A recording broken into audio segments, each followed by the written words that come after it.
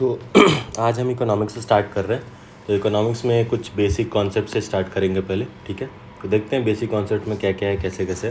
तो basically economics is the branch of knowledge that deals with the study of production, consumption and transfer of wealth. So basically ये production, consumption और transfer of wealth से deal करता है, ठीक है।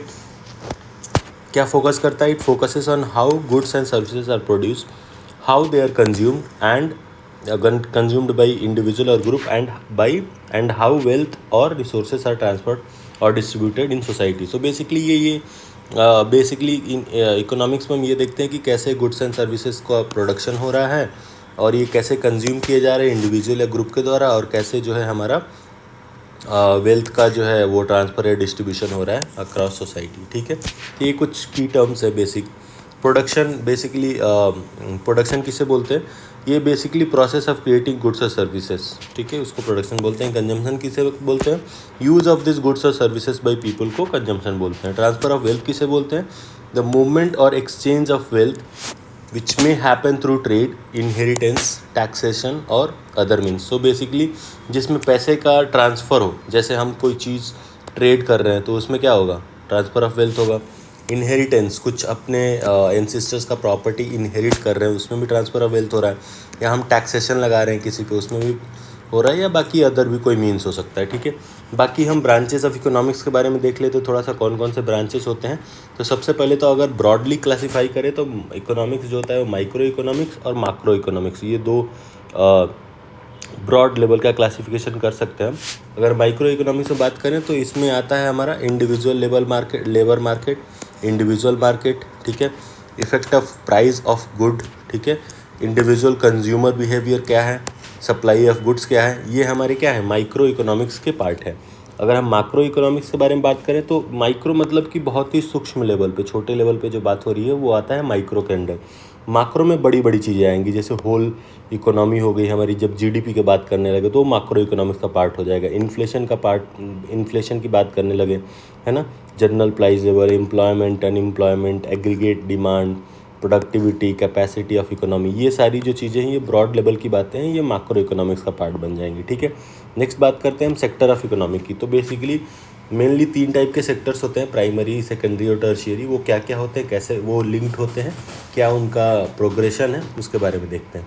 तो सबसे आता है हमारा प्राइमरी सेक्शन। सबसे पहले प्राइमरी सेक्टर, इसका डेफिनेशन क्या है? तो ये exploits natural resources and produces raw material. Primary sector में क्या होता है कि इसमें हम नेचुरल रिसोर्सेज को एक्सप्लॉइट करते हैं और क्या करते हैं, रॉ मटेरियल प्रोड्यूस करते हैं। याद रखना कि अगर प्राइमरी आए तो उसमें रिसोर्स क्या होगा, नेचुरल रिसोर्स होगा, ठीक है, और उससे हम क्या बनाएंगे, रॉ मटेरियल बनाएंगे। इसमें क्या क्या एक्टिविटीज़ इन्वॉल्व होती हैं? तो इसमें इन्वॉल्व एक्टिविटी दैट एक्सट्रैक्ट और harvest products directly from nature, जिसमें नेचर से डायरेक्टली प्रोडक्ट्स को क्या किया जाता है, हार्वेस्ट किया जाता है, ठीक है, या एक्सट्रैक्ट किया जाता है। जैसे एग्जांपल के लिए माइनिंग हो गया, ये आपका प्राइमरी सेक्टर। क्यों? क्योंकि ये नेचर से हम क्या करें, माइन करके और से मिनरल्स को निकाल रहे हैं। फार्मिंग हो गया, ये भी एक तरह का प्राइमरी सेक्टर ही है। अदर टिपिकल एग्जांपल्स क्या होंगे? फिशिंग हो गया, फॉरेस्ट्री हो गया, एग्रीकल्चर हो गया, ऑयल एक्सट्रैक्शन हो गया। इन सारे एग्जांपल्स में एक चीज़ कॉमन है, क्या? कि ये नेचर से एक्सट्रैक्ट किए जा रहे हैं, ठीक है। कैसे किए जा रहे हैं? नेचर को हार्वेस्ट किया जा रहा है या नेचर को ही एक्सट्रैक्ट किया जा रहा है। तो अगर कहीं पे एग्जांपल आ जाए तो आप बस एक की टर्म याद रखना कि अगर हम नेचुरल रिसोर्सेज को एक्सप्लॉइट कर रहे हैं या उससे एक्सट्रैक्ट कर रहे हैं तो that will fall under primary sector. Next आता है हमारा सेकेंडरी सेक्टर। सेकेंडरी सेक्टर में क्या होता है? ये processes raw material and manufactures finished good. इसमें क्या करता है ये कि ये जो रॉ मटेरियल हमने यहाँ से प्राइमरी सेक्टर से एक्सट्रैक्ट कर रहे हैं उसको ये प्रोसेस करता है, ठीक है, प्रोसेस करता है और उसके बाद क्या करता है, ये फिनिश्ड गुड बनाता है, फिनिश्ड प्रोडक्ट बनाता है, ठीक है। इसमें क्या क्या एक्टिविटीज़ इन्वॉल्व होती हैं? तो इसमें basically transfer raw material obtain from the primary sector into finished and semi final product, ठीक है। ये सारी उसमें एक्टिविटीज़ इन्वॉल्व होती है। अगर एग्जांपल देख लेते हैं कुछ, प्रोडक्शन ऑफ कार में क्या होता है कि आयरन लगते हैं, ठीक है। आयरन कहाँ से निकलता है? माइनिंग से निकलता है। तो बेसिकली जो हमारा प्राइमरी सेक्टर से निकला उसको हम प्रोसेस करके और फिर उसको यूज़ कर रहे हैं to make some final good product, वो क्या होगा, हमारा सेकेंडरी सेक्टर हो गया। प्रोडक्शन ऑफ फूड भी, फार्मर जो है ग्रेन का प्रोडक्शन किया वो प्राइमरी है, और उसको हमने प्रोसेस करके फूड बना दिया तो दैट बिकम और फिनिश प्रोडक्ट, वो हो गया सेकेंडरी। प्रोडक्शन ऑफ क्लॉथ भी हमारा सेकेंडरी प्रोडक्ट है। अदर एग्जांपल से construction, textile manufacturing, chemical production, ये भी हमारे सेकेंडरी सेक्टर के एग्जांपल है। सेकेंडरी सेक्टर में बस आप इतना ध्यान रखना कि इसका जो रॉ मटेरियल यूज़ होगा, जो बेस मटेरियल इसमें यूज़ किया जाएगा वो क्या होगा, वो मटीरियल होगा जो प्राइमरी सेक्टर से हमें प्राप्त हुआ है। ठीक है, नेक्स्ट देखते हैं tertiary sector. Tertiary sector basically distributes goods and provide services. इसमें क्या होता है कि ये गुड्स को डिस्ट्रीब्यूट करता है और सर्विसेज प्रोड्यूस करता है। इसमें कोई बेसिकली फाइनल प्रोडक्ट या फाइनल गुड नहीं बन के आता है, इसमें क्या बन के आता है, इसमें सर्विसेज प्राप्त होती हैं। ठीक है, सर्विसेज मिलती हैं। इसमें क्या एक्टिविटीज़ इन्वॉल्व होती है, जैसे sales and exchange of good हो गया, ठीक है, एंड सर्विसेज। अगर हम किसी का सेल या परचेज कर रहे हैं, ठीक है, और किसका सेल और परचेज करेंगे, उन सारे प्रोडक्ट्स का जो कि प्राइमरी या सेकेंडरी सेक्टर से प्रोड्यूस हुए हैं। ठीक है, इसमें ये क्या प्रोवाइड करता है, ये basically provide service to individual and businesses. ये इंडिविजुअल या बिजनेसेस को क्या करता है, सर्विस प्रोवाइड करता है। कौन सा सेक्टर, टर्शियरी सेक्टर, ध्यान रखना। इसमें एग्जांपल क्या है, जैसे सुपरमार्केट हो गया। सुपरमार्केट में कुछ प्रोड्यूस थोड़ी कर रहे हैं हम, बेसिकली सुपरमार्केट में करते क्या है कि जो प्राइमरी सेक्टर या सेकेंडरी सेक्टर से जो चीज़ें हमें प्राप्त हुई हैं उनको एक जगह इकट्ठा कर लेते हैं और वहाँ पे बेचते हैं, तो that becomes tertiary sector. Hair dressing भी हमारा उसमें कुछ प्रोड्यूस नहीं कर रहे हैं, सर्विसेज दे रहे हैं। ट्रैवल एजेंट भी कुछ प्रोड्यूस तो करता नहीं, वो सर्विस देता है। वैसे ही बैंकिंग हो गया आपका, इंश्योरेंस हो गया, एजुकेशन हो गया, हेल्थ केयर हो गया, ट्रांसपोर्टेशन हो गया, ये सारे भी क्या हैं आपके टर्शियरी सेक्टर के एग्जाम्पल है।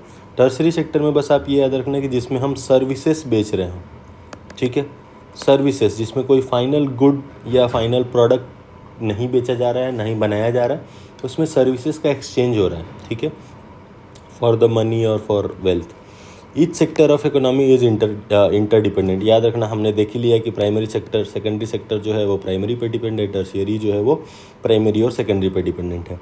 Primary provides raw material to secondary and secondary provides goods for tertiary to distribute और use as service. Fair enough. Weightage of 8 core industry, जो हमारी 8 कोर इंडस्ट्रीज़ हैं उनका वेटेज देख लेते हैं कैसे है और क्या है। सबसे पहले हमारा पेट्रोलियम एंड रिफाइल इंडस्ट्री, इसका वेटेज कितना है हमारी इकोनॉमी में, ऑलमोस्ट 28%। ठीक है, पेट्रोलियम एंड रिफाइनरी सेक्टर का जो हमारा वेटेज है कितना है, हाईएस्ट है, और वो है 28%। उसके बाद हमारा आता है इलेक्ट्रिसिटी जनरेशन ऑलमोस्ट 20% के आसपास उसका वेटेज है। स्टील प्रोडक्शन का ऑलमोस्ट 18% के आसपास हमारा वेटेज है। कोल का 10%। याद रखना है, स्टील प्रोडक्शन जो है वो कोल प्रोडक्शन से ज़्यादा है उसका वेटेज, और स्टील से ज़्यादा इलेक्ट्रिसिटी का, इलेक्ट्रिसिटी से ज़्यादा पेट्रोलियम का। फिर आता है आपका क्रूड ऑयल का। ठीक है, क्रूड ऑयल का ऑलमोस्ट 9% है। याद रखना, क्रूड ऑयल प्रोडक्शन और पेट्रोलियम एंड रिफाइनरी, ये दो अलग अलग इंडस्ट्रीज़ हैं और दोनों का अलग अलग वेटेज भी है। अगर पेट्रोलियम एंड रिफाइनरी का बात करें तो ये टॉप पे आता है, जिसका 28% के आसपास वेटेज है। क्रूड ऑयल प्रोडक्शन का 9% के आसपास, नेचुरल गैस प्रोडक्शन का 7% के आसपास मान लो, सीमेंट प्रोडक्शन का 5% के आसपास, फर्टिलाइज़र प्रोडक्शन का 2.5 के मान लो। ठीक है, ये हमारे मेजर 8 कोर इंडस्ट्रीज़ हो गए, इनका हमने वेटेज देख लिया। अब देखते हैं कुछ सेक्टर ऑफ बिजनेसेस। ठीक है, फॉर्मल सेक्टर क्या होता है, इनफॉर्मल सेक्टर क्या होता है, उसमें कैसे कैसे बिजनेसेस होते हैं, उसके बारे में थोड़ा देखते हैं। ठीक है, तो सबसे पहले आता है हमारा फॉर्मल सेक्टर। फॉर्मल सेक्टर में रजिस्टर्ड बिजनेस, बेसिकली वो बिज़नेस फॉल करते हैं जो रजिस्टर हुए हैं कहीं पे कि हाँ मैं ये कंपनी खोल रहा हूँ या ये इस तरह का काम करने जा रहा हूँ। ठीक है, वो फॉल करते हैं फॉर्मल सेक्टर में। एंड दे ऑल्सो पे टैक्सेस, वो टैक्स भी पे करते हैं। Keep record of business activity, ये अपने बिजनेस एक्टिविटी का रिकॉर्ड भी रखते हैं कि वो क्या करते हैं, कैसे करते हैं, कब क्या हुआ, कैसे हुआ, उनका रिकॉर्ड होता है। इनका रेगुलर वर्किंग आवर्स होता है, फिक्स रेगुलर वर्किंग आवर्स होता है। ऐसा नहीं कि कभी भी किसी को काम करने बोल देगा।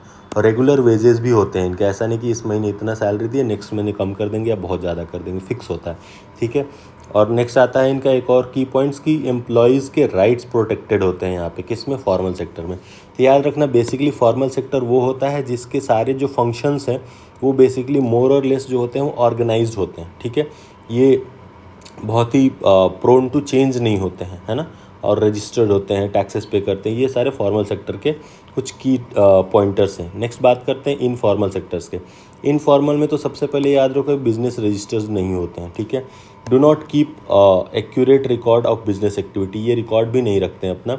इनमें जनरली लॉन्ग वर्किंग आवर्स होते हैं, क्यों? क्योंकि इनका कोई फिक्स टर्म ही नहीं है, बिजनेस रजिस्टर्ड ही नहीं है, कोई राइट ही नहीं है, ये लोग टैक्सेस भी पे नहीं करते हैं, लो वेजेस होते हैं जनरली, और एम्प्लॉय के कोई राइट भी प्रोटेक्ट नहीं होते हैं। ये बेसिकली इनफॉर्मल सेक्टर के एग्जांपल्स हैं।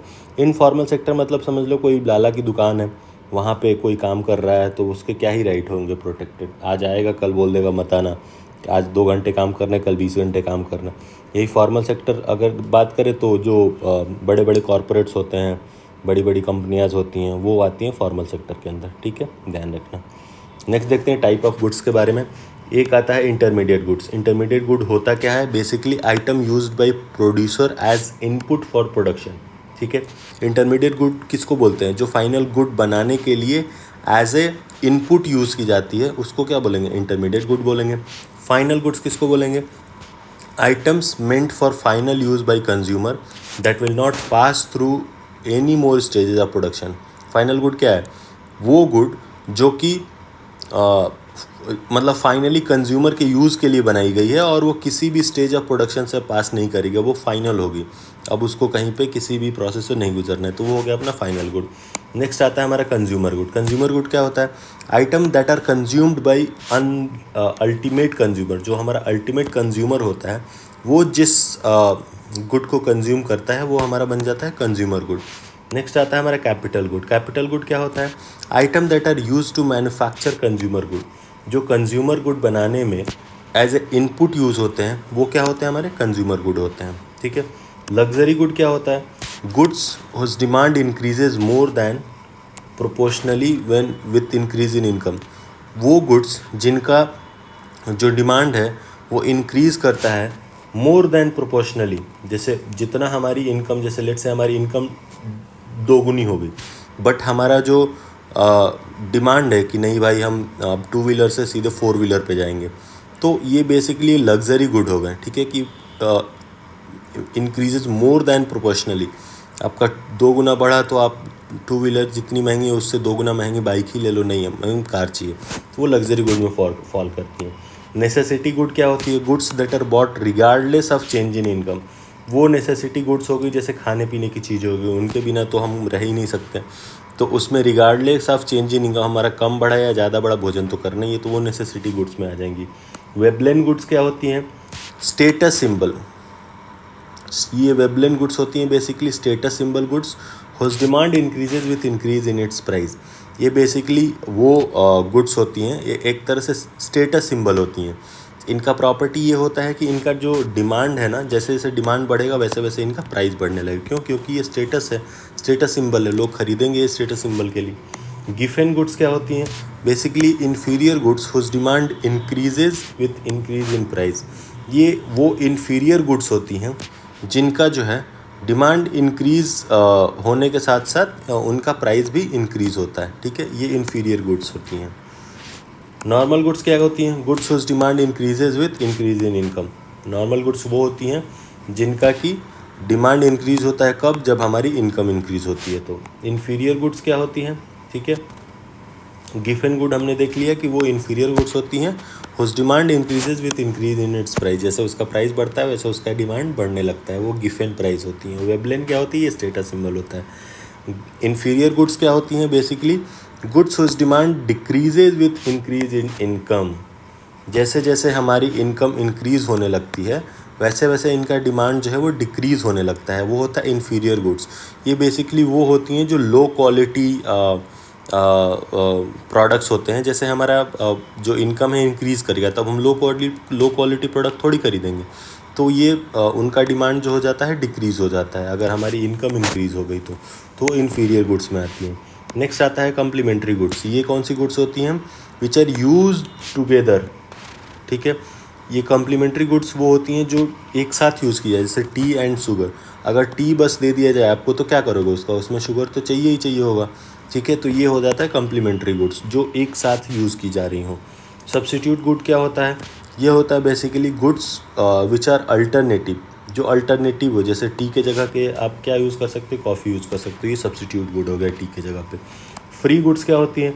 Goods which are in abundance, जो गुड्स एबंडेंस में होती है, बहुत ज़्यादा मात्रा में होती है, वो कौन सी हो जाती है? फ्री गुड्स, जैसे हमारा एयर हो गया, वाटर हो गया। पब्लिक गुड क्या होता है?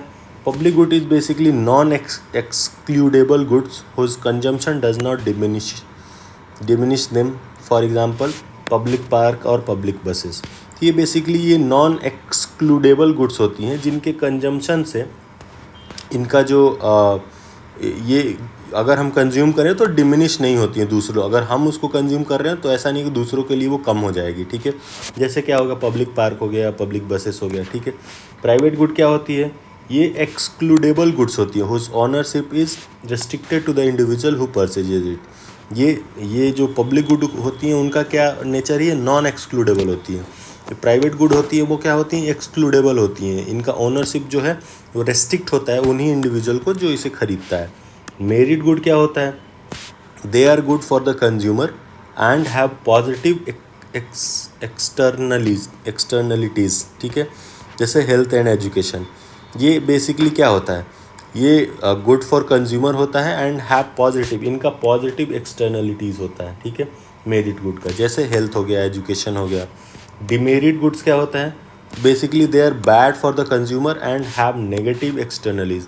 तो जैसे मेरिट गुड के लिए हमने क्या देखा कि इनका पॉजिटिव एक्सटर्नलिटीज़ होता है, वैसे डिमेरिट गुड्स का क्या होता है? इसका नेगेटिव एक्सटर्नलिटीज़ होता है। जैसे अल्कोहल हो गया, सिगरेट्स हो गया। कंज्यूमर ड्यूरेबल क्या होता है? Consumer durables they are consumed over long period of time. Consumer durables क्या होते हैं? ये बेसिकली लॉन्ग टाइम तक कंज्यूम किया, जैसे कार हो गया, हाउस हो गया, एट्सेट्रा, ठीक है। कंज्यूमर ड्यूरेबल्स मतलब बहुत दिनों तक ये टिकेगा। कंज्यूमर नॉन ड्यूरेबल्स क्या होते हैं? बेसिकली वो सारे होते हैं जो consumed over short period of time. जैसे क्या होगा? ईटेबल्स हो गए, क्लॉथिंग हो गया, वो कम समय में ख़त्म हो जाएगा। टाइप्स ऑफ कॉस्ट देख लेते हैं हम, ठीक है। एक होता है हमारा अपॉर्चुनिटी कॉस्ट। ये क्या होता है? Cost of the next big thing given up while making a decision. ये बेसिकली ये उसका अपॉर्चुनिटी कॉस्ट ये होता है कि जैसे cost of next big thing given up while making a decision. तो जैसे मान लो हमारे सामने कोई दो डिसीजन है, ठीक है। डिसीजन ए है, डिसीजन बी है। हमने चूज़ करा कि हम डिसीजन ए के साथ जाएंगे, तो डिसीजन बी को लूज़ करने का जो कॉस्ट होगा वो हमारा होगा अपॉर्चुनिटी कॉस्ट, ठीक है। जैसे इसको बहुत ही अगर अच्छे एग्जांपल में बताना है तो इससे ये हो सके, जैसे लेट से कोई एक बंदा है जो जॉब कर रहा है, ठीक है। He is working in corporate और somewhere and now he decides to go for UPSC preparation full time, ठीक है। तो he will have to quit the job अगर वो फुल टाइम करना चाहता है तो अगर वो जॉब क्विट करके यूपीएससी की तैयारी करने गया और 2 साल यूपीएससी की तैयारी करा, उसका हुआ नहीं हुआ, that's a different thing. But 2 साल जो यूपीएससी की तैयारी किया उसके दौरान ये वो क्या किया कि अपनी जॉब लूज़ करा तो 2 साल के पीरियड में जो कमा सकता था, लेट से 2 साल में कुछ 20 लाख 30 लाख कमा सकता था, और इधर आया तो वो पैसा तो नहीं है, ठीक है। इधर आने का बेनिफिट बहुत हो सकता है, बट इसको लूज़ करने का जो उसको घाटा हुआ that will fall under opportunity cost, ठीक है, ध्यान रखना। सोशल कॉस्ट क्या होता है? Total cost to society for which they are not compensated, जैसे पॉल्यूशन। सोशल कॉस्ट वो होता है, ये बेसिकली वो टोटल कॉस्ट टू सोसाइटी, ये सोसाइटी को टोटल कॉस्ट होता है for which they are not compensated, जिसके लिए वो कंपनसेट नहीं किए जाते हैं। जैसे हमारा पॉल्यूशन हो गया, ये सोशल कॉस्ट होता है। प्राइवेट कॉस्ट क्या होता है? बेसिकली ये cost borne by an individual या firm involve in production consumption of a good. Basically ये कॉस्ट जो है उन इंडिविजुअल या फॉर्म्स के लिए होता है जो कि इन्वॉल्व होते हैं किस में? प्रोडक्शन या कंजम्पशन ऑफ अ गुड, जो उस गुड के प्रोडक्शन या कंजम्पशन में इन्वॉल्व होते हैं, वो होता है अपना प्राइवेट कॉस्ट। एवरेज कॉस्ट क्या होता है? Total cost divided by number of units produced. Average cost क्या होता है कि टोटल जो हमारा कॉस्ट है उसको डिवाइड कर दें किससे? नंबर ऑफ़ यूनिट प्रोड्यूस है। Explicit cost minus cost. Explicit cost क्या होता है? Cost which is actually incurred during the production. Explicit cost वो होता है जो कि वो कॉस्ट जो कि हमारे प्रोडक्शन के दौरान लगी है, वो एक्सप्लिसिट कॉस्ट हो गया। एवरेज क्या हो गया? Total cost divided by total number of unit product. Implicit cost क्या होता है? Cost of using companies own asset for production. ये बेसिकली अगर हम कंपनी का ही एसेट यूज़ कर रहे हैं प्रोडक्शन के लिए, उसमें जो कॉस्ट लगती है उसको क्या बोलते हैं? इम्प्लिसिट कॉस्ट बोलते हैं। नेक्स्ट कुछ टर्मिनोलॉजीज देख लेते हैं जनरल इकोनॉमिक्स की। इनविजिबल हैंड का मतलब क्या होता है? The market force that helps demand and supply in market economy reach general equilibrium. ये बेसिकली ये वो मार्केट फोर्स होता है इनविजिबल हैंड जो क्या करता है, डिमांड और सप्लाई मार्केट में जनरली इक्विलिब्रियम पे लेके आता है। उसको क्या बोलते हैं? इनविजिबल हैंड बोलते हैं। जनरल इक्विलिब्रियम क्या होता है?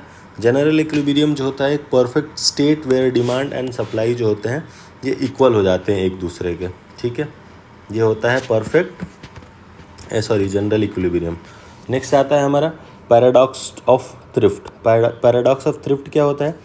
It states that an increase in saving leads to a decrease in demand that reduces production, which in turn reduces income and ultimately lowers saving. Basically paradox thrift ये बोलता है कि जब हमारी सेविंग इंक्रीज होती है तो वो क्या लीड करती है? Decrease in demand. डिमांड हमारा डिक्रीज होगा। जैसे लेट से हम पैसा बहुत ज़्यादा बचा रहे हैं, इसका मतलब कि हम खर्च नहीं कर रहे हैं। जब खर्च नहीं कर रहे हैं तो क्या हो रहा है कि डिमांड में जो है डिक्रीज़ आ रहा है। अब जब डिमांड डिक्रीज़ होगा तो क्या करेगा? प्रोडक्शन को रिड्यूस करेगा। जब सामान बिकेगा ही नहीं तो लोग प्रोड्यूस कम करेंगे। तो इससे क्या होगा कि विच इन टर्न रिड्यूसेस इनकम। इससे हमारा जो इनकम होता है और रिड्यूस हो जाता है। क्यों? क्योंकि प्रोडक्शन ही नहीं हो रहा है मार्केट में। जब प्रोडक्शन कौन करे? कंपनीज करेंगे, उसमें लोग काम करेंगे। अब कंपनीज का प्रोडक्शन ही कम हो गया तो क्या वो कम वेतन देगा लोगों को, तो यहाँ से हमारा जो इनकम है वही रिड्यूस हो जाता है और अल्टीमेटली लोअर सेविंग, और ये फिर सेविंग को अल्टीमेटली लोअर कर देता है, ठीक है। तो पैराडॉक्स ऑफ थ्रिफ्ट क्या बोलता है कि सेविंग को ज़्यादा कम मत करो, ज़्यादा सेविंग मत करो, ऑप्टिमल लेवल पे रखो। नहीं तो तुम ज़्यादा सेविंग करोगे तो मार्केट खुद ब खुद ऐसे खुद को करेक्ट कर लेगा कि सेविंग तुम्हारी कम कर देगा, ठीक है। ये पैराडॉक्स ऑफ थ्रिफ्ट बोलता है, ठीक है। बार्टर सिस्टम क्या था हमारा? ट्रेडिंग वन गुड और services for another without using money. Without using money जो गुड्स के बदले गुड्स लोग खरीदते थे, बेचते थे एंशिएंट टाइम में, वो बार्टर सिस्टम बोलते थे उसको। डबल कोइंसिडेंस ऑफ वांट क्या होता है? Situation where two economic agent have mutual demand for each others good and services. तो बेसिकली बार्टर सिस्टम का ये एक ड्रॉबैक था कि डबल कोइंसिडेंस ऑफ वांट्स होना चाहिए। जैसे मान लो कि हमें चीनी की ज़रूरत है और कोई आदमी के पास गेहूं की ज़रूरत है, मेरे पास गेहूं है, उसके पास चीनी है, तो हम दोनों लोग एक्सचेंज कर लेंगे। बट लेट से मुझे चीनी की ज़रूरत है और कोई चावल बेच रहा है, मेरे पास चावल है, तो मैं उसको लूँगा क्यों? तो ये डबल कोइंसिडेंस ऑफ वांट्स नहीं हुआ। तो इसलिए डबल कोइंसिडेंस ऑफ वांट जो था वो बार्टर सिस्टम का एक बहुत बड़ा ड्रॉबैक था। और डबल कोइंसिडेंस ऑफ वांट होता क्या है ये हमने देख लिया यहाँ पे। नेक्स्ट देखते हैं कुछ इंपॉर्टेंट टर्म जैसे नेशनल इनकम के बारे में, ठीक है। The value of final goods and services produce in the economy during a year is called national income, ठीक है। नेशनल इनकम क्या होता है? कुछ नहीं होता है। बेसिकली ये value of final goods and services, जितनी भी final goods and services produce होंगी उनका जो भी वैल्यू होगा वो क्या हो जाएगा within a specific time period which is a year, उसको क्या बोलेंगे हम? नेशनल इनकम बोलेंगे, ठीक है। It figures are based on final year from April 1 to 31 March, ठीक है। तो 1 अप्रैल से 31 मार्च तक तो हमारा फाइनेंशियल ईयर चलता है, उसी पे इसके फिगर्स बेस्ड होते हैं, ठीक है। अदर फैक्ट्स देख लेते हैं। The first attempt to calculate the national income as per and per capita income of India was made by Dadabhai Naoroji. अगर पूछ ले कि सबसे पहला नेशनल इनकम कैलकुलेट करने का एफर्ट या नेशनल इनकम कैलकुलेट करने का जो प्रयास है वो किसने करा था? तो दादा भाई नौरोजी ने करा था, ठीक है। कब? 1867 से 68 के बीच। पर कैपिटा इनकम 1868 वॉज रेस 20। पर कैपिटा इनकम 1868 में कितना था? 20 रुपये था। Before independence the first official effort in this direction was made by ministry of commerce economic advisory office, ठीक है। इंडिपेंडेंस से पहले इस डायरेक्शन में अगर कोई एफर्ट डाला तो कौन डाला था? Ministry of commerce economic advisory office ने डाला था। इन the year 1949 the national income committee was formed by the government of India whose chairman was P.C. Mahalanobis and Dr. D.R. Gadgil, ठीक है, and V.K.R.V. Rao were the member, ठीक है। 1949 में हमारी national income committee का गठन हुआ, ठीक है, जिसके चेयरमैन कौन थे? P.C. महालानोबिस और डॉक्टर गाडगिल, ये दो लोग उसके चेयरमैन थे, और V.K.R.V. राव क्या थे? उसके मेंबर थे, याद रखना।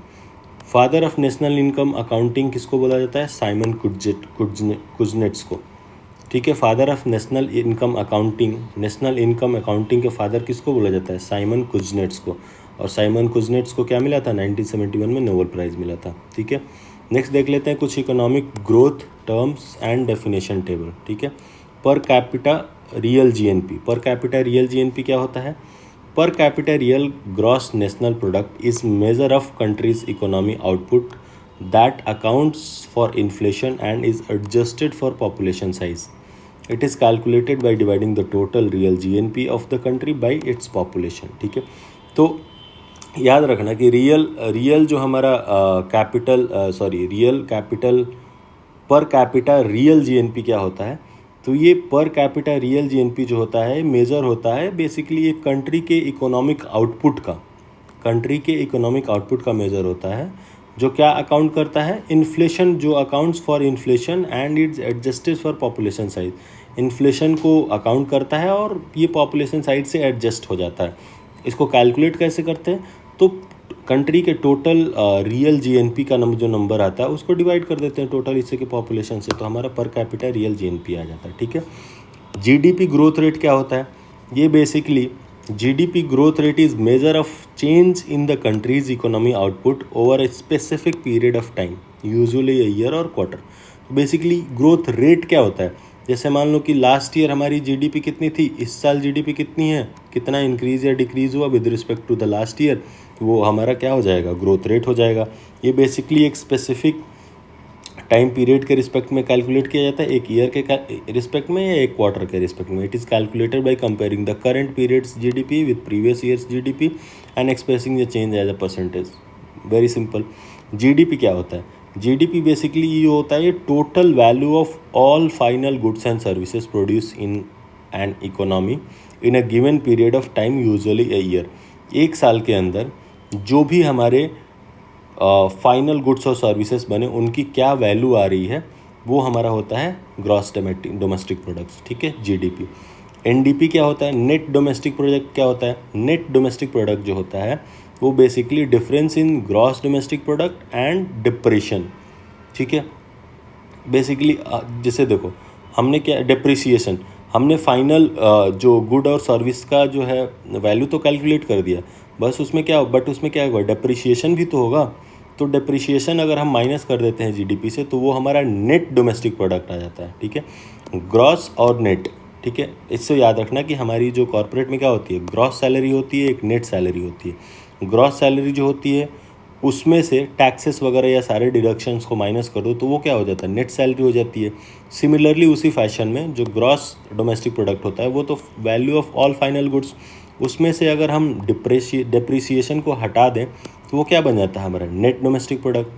फिर आता है हमारा ग्रॉस नेशनल प्रोडक्ट। ठीक है, ग्रॉस नेशनल प्रोडक्ट्स क्या होता है? ये includes GDP. Gross national products includes GDP, income earned bye resident from overseas investment minus income earned by foreigner in the country. अब देखो, अगर हम ये तो ग्रॉस डोमेस्टिक प्रोडक्ट की बात कर रहे थे, ठीक है, तो इसमें जो है हम with in a specific territory के बारे में बात कर रहे थे। ठीक है, तो उसमें हमारा क्या था कि ये ग्रॉस डोमेस्टिक वाला था, तो हम final good and service product in specific economy. अगर हम जीएनपी की बात करें ग्रॉस नेशनल प्रोडक्ट की, तो नेशनल आ गया मतलब कि हमारे कुछ इंडिया के लोग जाके बाहर में भी रह रहे हैं और बाहर के लोग आके कुछ इंडिया में भी रह रहे हैं। तो वो जो जीडीपी में से हम क्या करें, जो हमारे रेसिडेंट हैं और बाहर में हैं ओवरसीज इन्वेस्टमेंट करके कमा रहे हैं, जीडीपी में उसको ऐड करो और जो बाहर के लोग यहाँ पे आके यहाँ पे कमा रहे हैं उसको माइनस करो, minus foreigner minus plus resident करो माइनस फॉरेनर करो, वो क्या हो जाएगा? आपका ग्रॉस नेशनल प्रोडक्ट हो जाएगा। ठीक है, अब नेक्स्ट देखते हैं जीवीए, ग्रॉस वैल्यू एडिशन क्या होता है?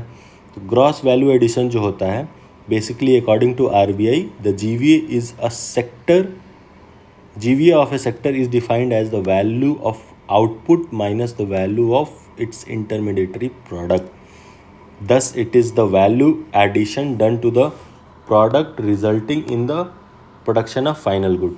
So basically, gross value addition क्या होता है? ग्रॉस वैल्यू एडिशन जो होता है वो किसी भी सेक्टर के लिए जीवीए जो होता है वो कैसे डिफाइन होता है?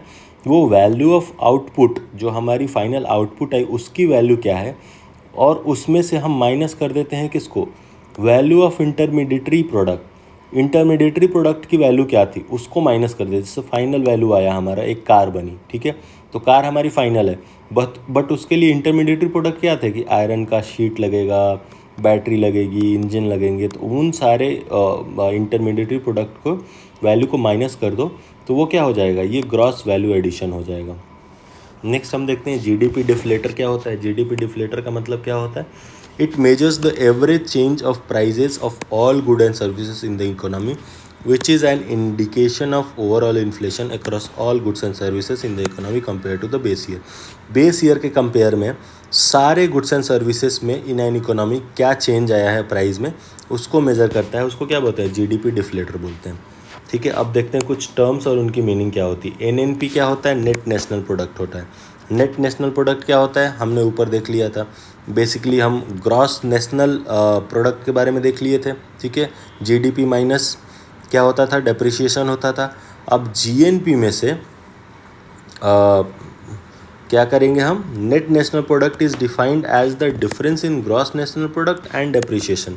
सो बेसिकली हम क्या कर रहे थे, जीडीपी में से डेप्रिसिएशन माइनस कर रहे थे, वो क्या बन रहा था, ग्रॉस नेट नेशनल प्रोडक्ट बन रहा था।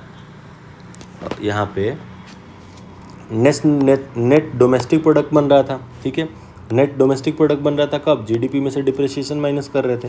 अब एनएनपी क्या करेगा, नेट नेशनल प्रोडक्ट क्या होगा, तो हम जीएनपी में से डिप्रिसिएशन माइनस करेंगे तो वो हमारा नेट नेशनल प्रोडक्ट हो जाएगा।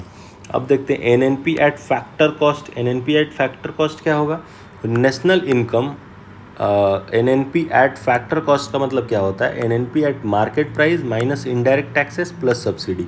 अगर हम फैक्टर कॉस्ट पे नेट नेशनल प्रोडक्ट निकालें तो वो क्या होगा, उसमें से हम इनडायरेक्ट टैक्सेस को निकाल दें प्लस उसमें सब्सिडी ऐड कर दें, वो क्या हो जाएगा हमारा एनएनपी एट फैक्टर कॉस्ट हो जाएगा। पर कैपिटा इनकम क्या होता है, national income divided by population. Gross national income क्या होता है, जीएनआई। तो ओसीईडी डिफाइन इट एज, जो ग्रॉस नेशनल इनकम है उसको कैसे डिफाइन करता है, GDP plus net factor income from abroad plus net taxes and subsidies received from abroad. ये क्या होता है आपका ओईसीडी। ठीक है, और जीएनपी क्या होता है, GDP plus factor income from abroad minus factor income sent abroad. ठीक है, is equals to GDP plus net factor income from abroad. ये क्या होता है, ग्रॉस नेशनल इनकम हो जाता है आपका। जीएफसीएफ क्या होता है, as per RBI gross fixed capital formation refers to the aggregate of gross additions to fixed asset. ठीक है, क्या होता है, जीएफसीएफ क्या होता है, ग्रॉस फिक्स्ड कैपिटल फॉर्मेशन। ये basically aggregate of goods addition to fixed asset. Fixed asset में जो हम गुड्स एडिशन करते हैं उसका एग्रीगेट होता है, that is fixed final income plus change in stock during the counting period. Fixed asset refer to the construction machinery and equipment, all those thing. Output capital output ratio क्या होता है, basically it refers to the amount of capital needed to produce one unit of output. Capital output ratio जो होता है वो basically वो amount होता है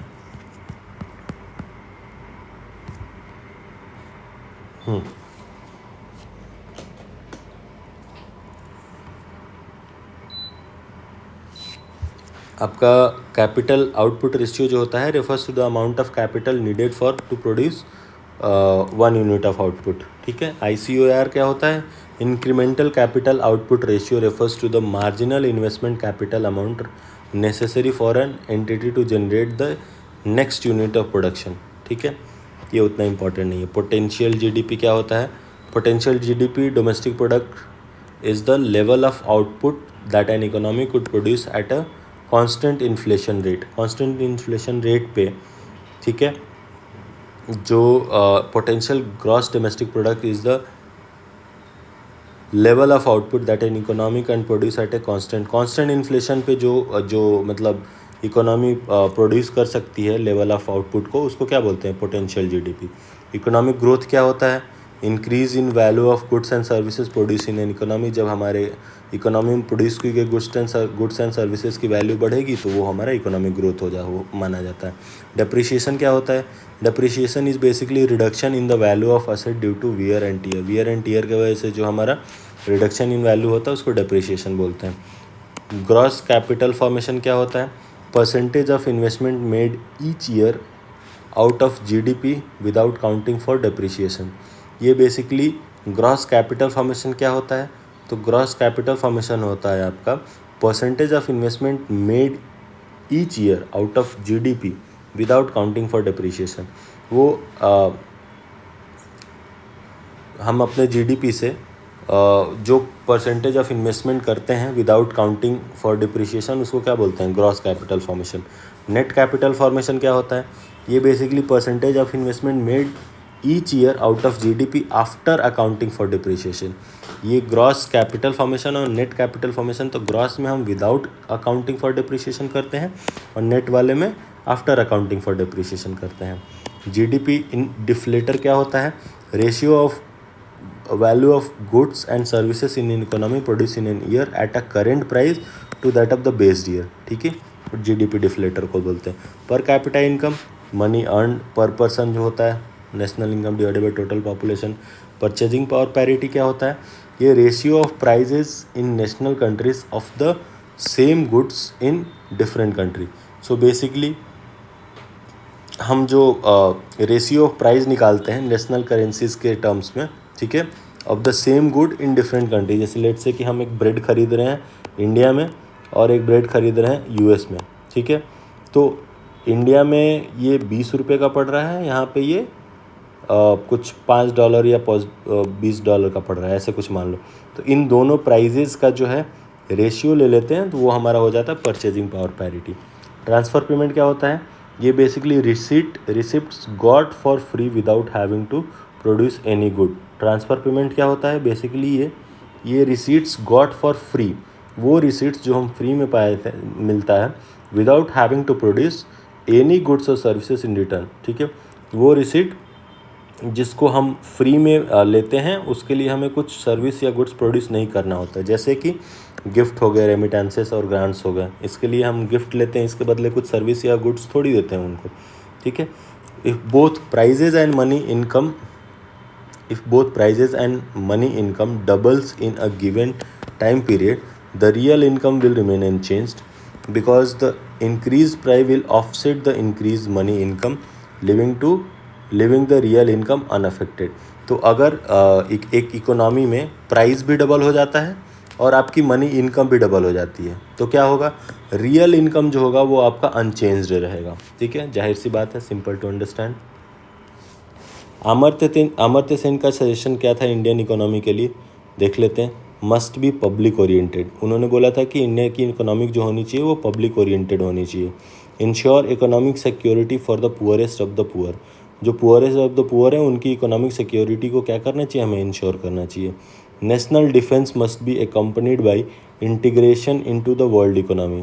ठीक है, नेशन का जो डिफेंस है वो क्या होना चाहिए? एकम्पनीड होना चाहिए किसके साथ? इंटीग्रेशन इनटू वर्ल्ड इकोनॉमी के साथ। ठीक है, यानी कि हमारा जो नेशनल का डिफेंस है वो हमारे वर्ल्ड की इकोनॉमी के साथ मैच करना चाहिए। The main goal of economic development is human development. हमारे इकोनॉमिक डेवलपमेंट का मेन गोल क्या है? फाइनली एट दैट ह्यूमन का डेवलपमेंट हो। अमर्त्य सेन को 1998 में नोबेल प्राइज़ दिया गया था इकोनॉमिक्स में। ओपिनियन क्या था इनका? Future Indian planning must focus more on people than on things. जो फ्यूचर में हमारी इंडियन की प्लानिंग है वो किस पे फोकस करे? पीपल पे रादर दैन थिंग्स पे। ये इनका फाइनल ओपिनियन था। हिंदू ग्रोथ रेट क्या होता है? ये एक नया टर्म आया है। तो basically in the year 1981 professor Raj Krishna of the American education association use the term Hindu growth rate for the first time. याद रखना, अगर पूछ ले कि हिंदू ग्रोथ रेट टर्म सबसे पहले कौन यूज़ किया था, तो वो प्रोफेसर राज कृष्णा थे। कौन थे ये? अमेरिकन इकोनॉमिक एसोसिएशन के मेंबर थे, उन्होंने ये यूज़ करा था, प्रोफेसर राज कृष्णा। ठीक है, next, Hindu tradition is described as not conducive to development and as something that does not support development. जो हिंदू का ट्रेडिशन है वो कैसे डिस्क्राइब होता है कि ये नॉट कंड्यूसिव टू डेवलपमेंट, ये डेवलपमेंट के लिए कंड्यूसिव नहीं है। ठीक है, and as something that does not support development, और ये डेवलपमेंट को सपोर्ट नहीं करता है। ठीक है, the Hindu growth rate is related to GDP. Hindu growth rate जो है वो किससे रिलेटेड है? जीडीपी से रिलेटेड है। HGDP Hindu growth domestic product rate जो है in Indian economy remains closely है 3.5। अगर पूछ दे कि हिंदू ग्रोथ डोमेस्टिक प्रोडक्ट जो है वो कितना है, वो 3.5% है। नेक्स्ट देखते हैं personal income and disposable income. तो पर्सनल इनकम क्या होता है, इंडिविजुअल का टोटल इनकम जो होता है वो पर्सनल इनकम होता है। पर्सनल डिस्पोजेबल इनकम क्या होता है, income remaining after deduction of direct taxes. तो बेसिकली जो हम डायरेक्ट टैक्सेस पे करने के बाद जो हमारे हाथ में आता है वो होता है हमारा पर्सनल डिस्पोजेबल इनकम। ठीक है, पर्सनल डिस्पोजेबल इनकम जो होता है वो क्या होता है, personal income minus persons tax liability. जाहिर सी बात है, तो याद रखना पर्सनल इनकम और डिस्पोजेबल इनकम में बस डायरेक्ट टैक्सेस का डिफरेंस होता है। नॉमिनल जीडीपी और रियल जीडीपी के बारे में बात करते हैं। तो nominal GDP measures the value of national output at current prices with no adjustment to the effect of inflation.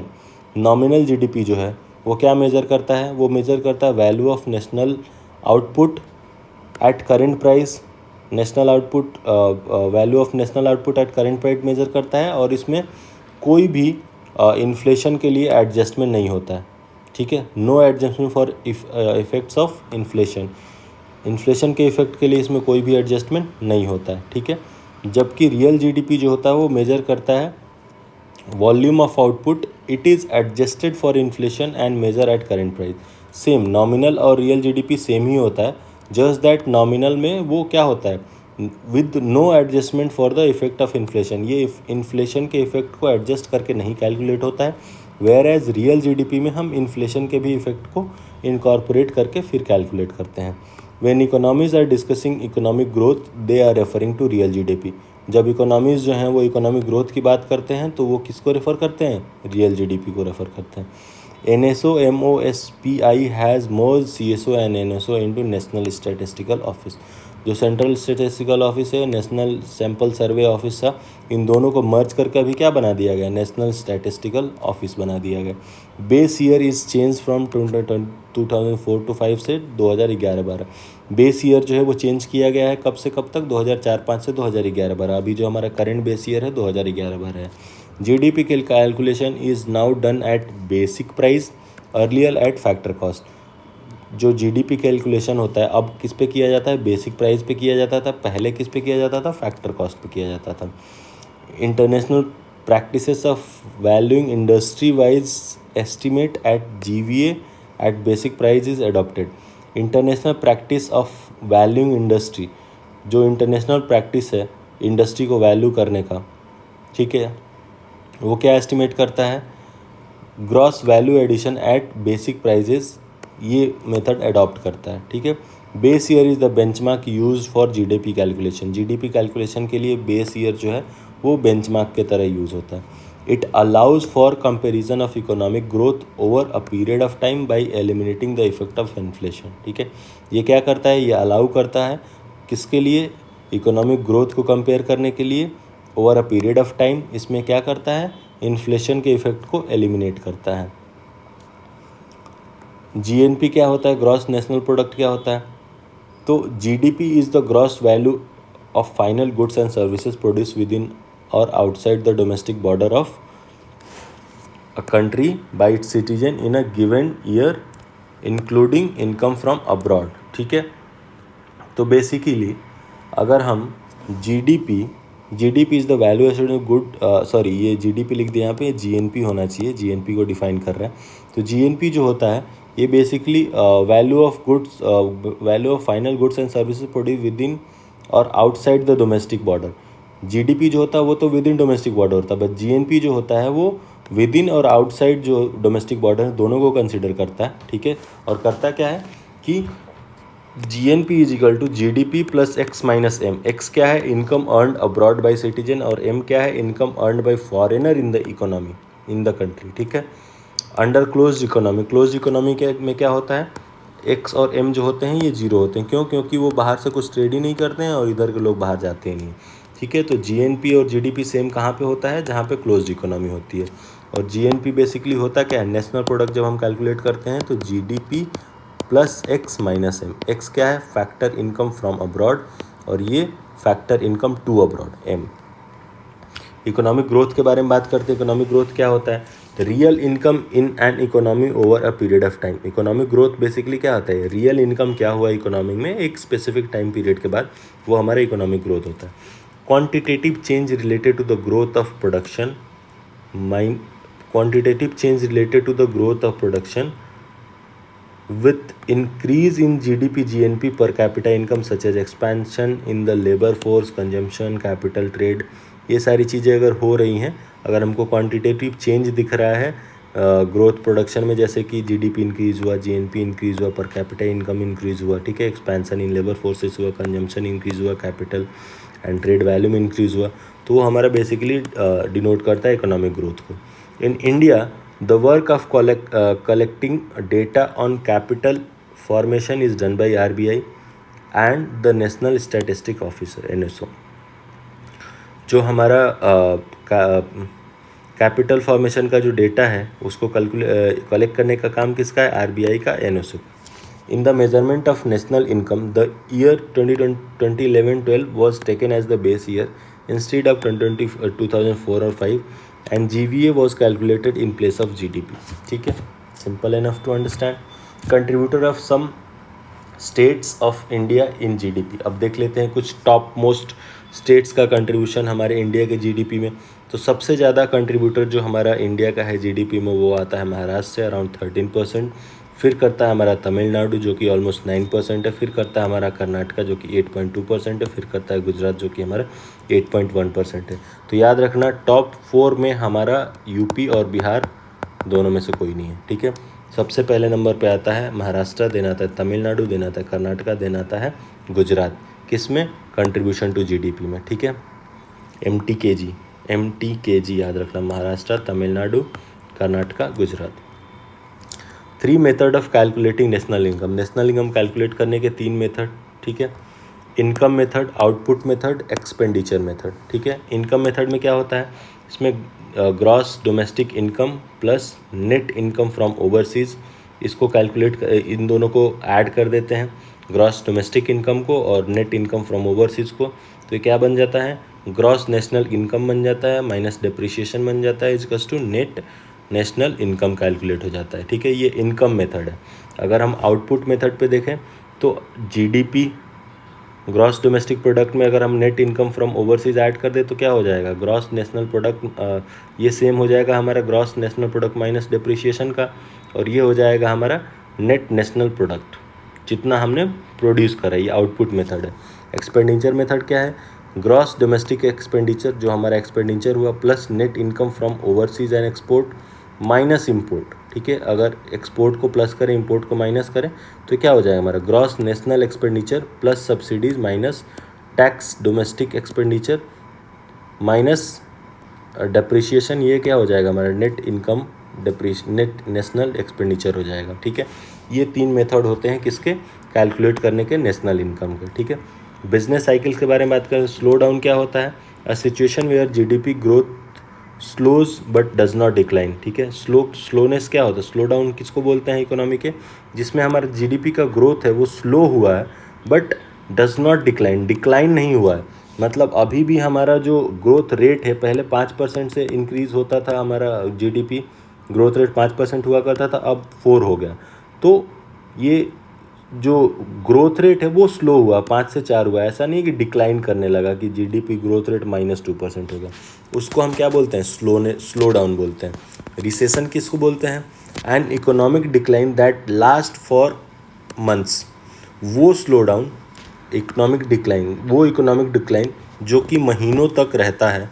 ठीक है, उसको क्या बोलते हैं? हम रिसेशन बोलते हैं। रिसेशन हुई है जो कि persistent decline in growth rate is called recession। Double dip depression क्या होता है?